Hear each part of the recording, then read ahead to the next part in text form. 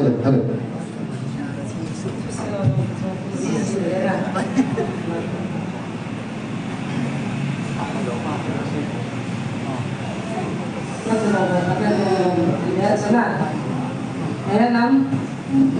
Sino na sumpay na itam?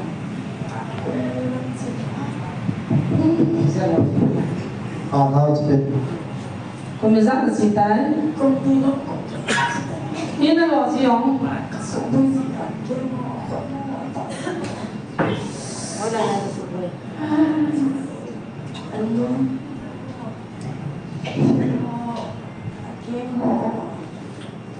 Aqui ela pode ter uma surpresa, quando levantar, lavou a energia, e na loja lavou a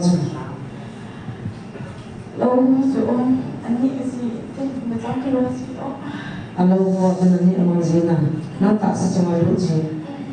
Tatang lo na ay ang thay lo ni tiba itong kaya ko na. Tao na naman lang niya lesson. Tao na naman lo pa kaya aki. Alo ay sin ba nga so tao na naman ale. Na dam thay ako tiro na man atap kan thay na. Nang ipiyong ipili yung nang ipikawong. In kawong kam kawong mihina numay ni pasal numay ha pau tu ka sa lo tu so ha numay ni pasal numay aso numay mama sa na mahi pala ta na bolo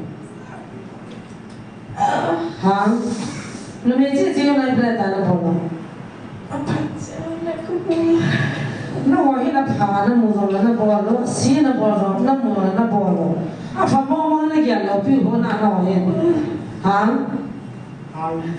kyo ba nga hun zo na kai ji ba la zo na sa ji ba tin to na se ji lo mo na se ji na ba gam na no na di ba na wahi ha ha pe se ta na lu lo di iti da na cao này thì vào nào ai là bắt thiên thua nó sẽ dịu hơi kiềm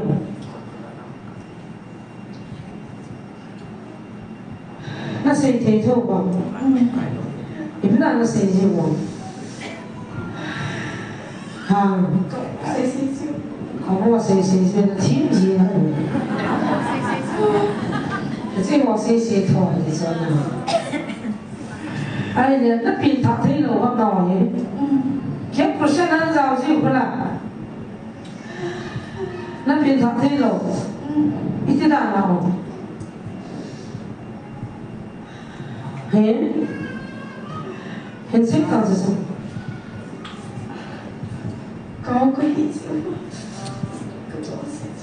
có cái gì mà cái biến thành thế rồi cho anh là biến thành thế thì cái gì người ta nói là biến thành thế rồi biến thành rồi là mình thiên cái số rồi là dân cái gì cái thế đâu không hàng cái thế ta đâu cái thế hay thế đâu cho ta bảo năm thế đâu ta làm nó chỉ thế đâu ta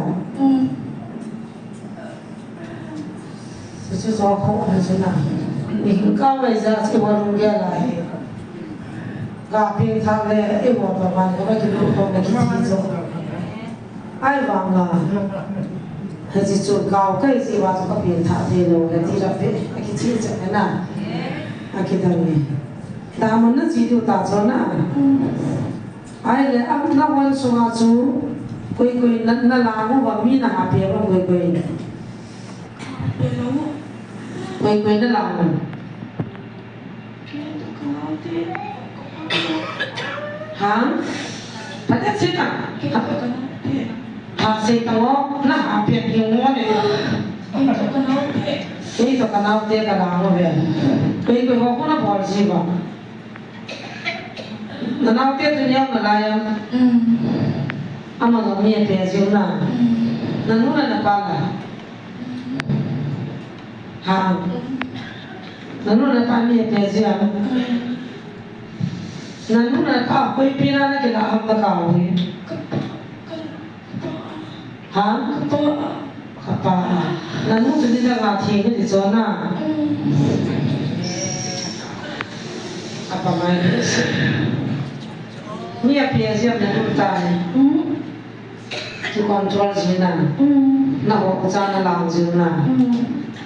Jadi nu nak khadi nak tiba. Ini loh.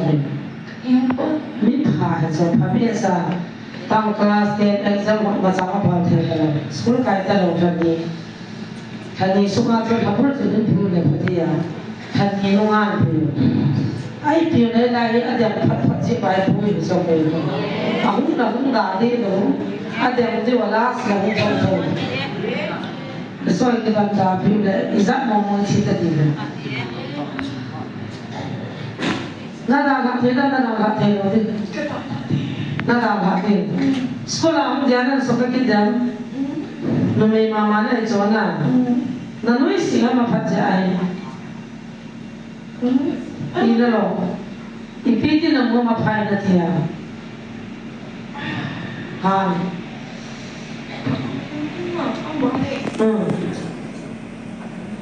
Asal nanui siapa namu muda mafat baju.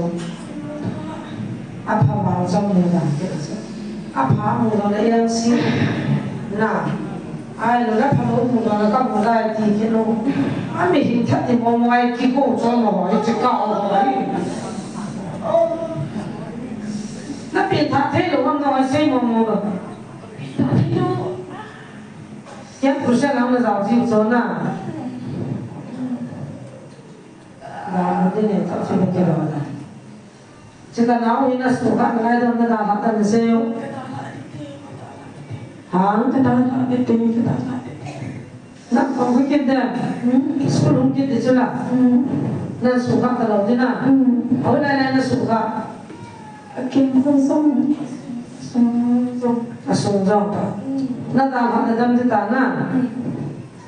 Awalnya nak pada kita tak sah, kan tak ada je. Akaman minum awalnya dia. Kian awalnya kian awal.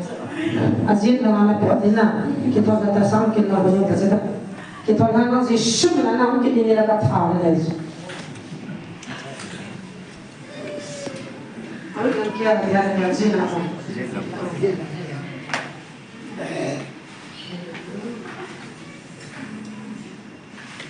Ano dia sila mo hoy magaw.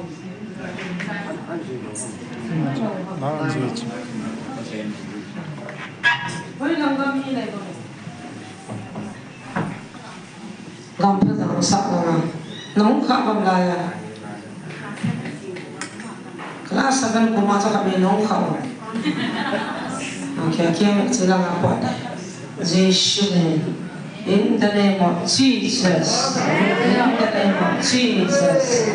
In the name of Jesus. Hallelujah.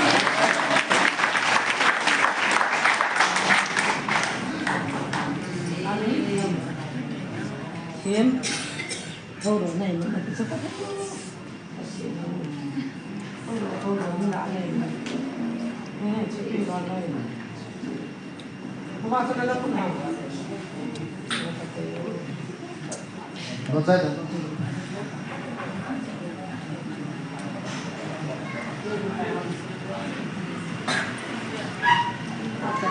Tadi gua tambah juga.